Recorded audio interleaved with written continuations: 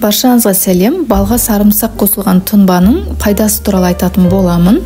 Жалпы сарымсақтың мыңда бір дертке дауасы бар, денсаулықты сақтауда сарымсаққа жететін көмекші жоқ шығар сірә. Жұрт жиі мақтайтын лимон мен зімбірдің өзі тиімділігі жөнінен сарымсақтан кейінгі орында. Оны асқа қосу, шикілей жеу бір бөлікте, тұнба әзірлеп емге қолданудың жөні бір басқа. Ол аз уақытта бүкіл ағзаны сауықтырады. Олай болса сарымсақ тұнба жасап үйреніңіз. Жалпы сарымсақ тұнбасының бірнеше түрі бар. Мен бал қосылған тұнбаның қалай қолданылуы мен пайдасын айтатын боламын. Денсаулықты қорғау мен қалпына келтіруде балдың көмегі орасан екенін білеміз. Ал оны сарымсаққа араластырса, емдік әсері еселене түсетіні анық. Енді дайындалу жолына көшетін боламыз. Ол үшін сарымсақтарымызды осылай суға салып қойып, жарты сағатқа қойып қойыңыздар. Себебі қабығы оңай ашылу үшін. Осылай қабықтарын ашып алып дайындап аламыз да. Мендегі бал қою болғандықтан оны мен микроволновкаға салып ерітіп алдым.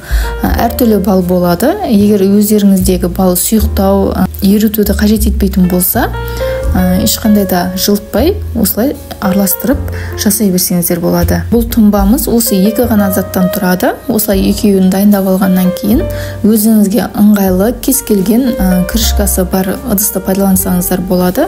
Мен банканы пайдаландым. Бірінші осылай сарымсақтарымызды банкаға салдым. Оның үстіне балымызды құятын боламыз. Крышкасын жауып, холодильникке қоюға болмайды.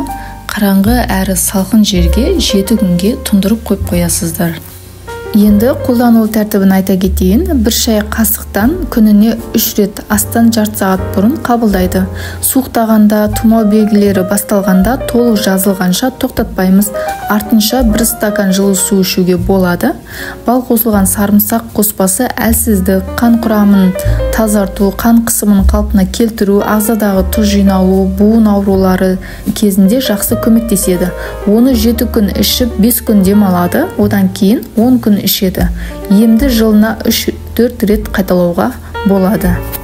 Тура сол 1 шай қасыққа лимон сығындысын қосып пайдалансаңыздар да, ол да өте пайдалы.